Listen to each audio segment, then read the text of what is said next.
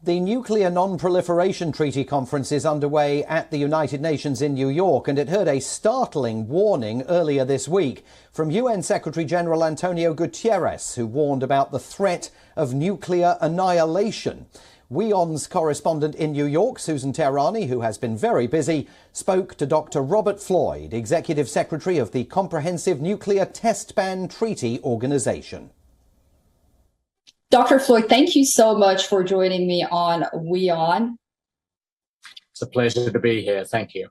And welcome to New York. We speak as the NPT review conference is underway at the United Nations here in New York. And in his opening remarks, UN Secretary General Antonio Guterres, on Monday, he made headlines. He said, quote, "Humanity is just one misunderstanding, one miscalculation away from nuclear annihilation." We have the war in Ukraine. He mentioned the challenges we face in the Middle East and Asia, among other issues. Yet it seems like when it comes to the issue of the NPT and disarmament, things seem to be hopelessly deadlocked. Are things different this time? I think the context certainly makes it different this time, but I would not focus so much on it being deadlocked. I think the context, and you just laid out a number of the important elements of the context, the NPT review conference, are merely stressing the absolute criticality of the Nuclear Non-proliferation Treaty, the importance of it for all of humanity, and across the three pillars of the treaty, the disarmament, the non-proliferation, and the peaceful use. And we see various conflicts and difficulties around the world which merely underline the importance of the work that states have committed to in the next 4 weeks.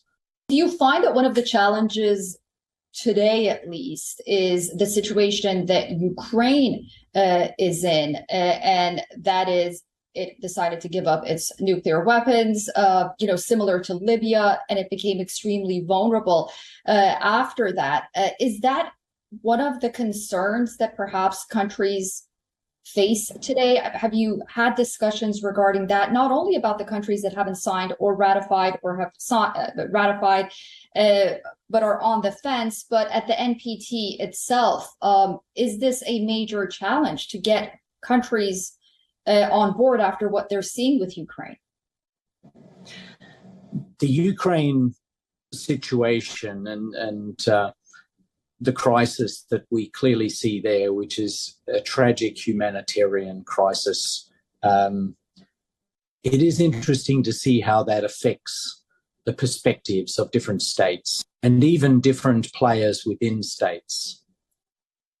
And when people look at Ukraine's history and that they gave up nuclear weapons that were on their territory after the USSR ceased to exist. And some were critical that they did the wrong thing for their security, and others praised them. And so different commentators and countries look at that and they see, well, look, this is the very firm evidence that they should have kept nuclear weapons to assure their security. And others would conclude the complete opposite, is that we really need to see a world without nuclear weapons to assure security. I think that the conflict, the Russian-Ukraine conflict in Ukraine, is polarizing people's views in this circumstance. I think there is a lot of concern that whilst nuclear weapons exist, as various world commentators have said, that there remains the risk that they could be used.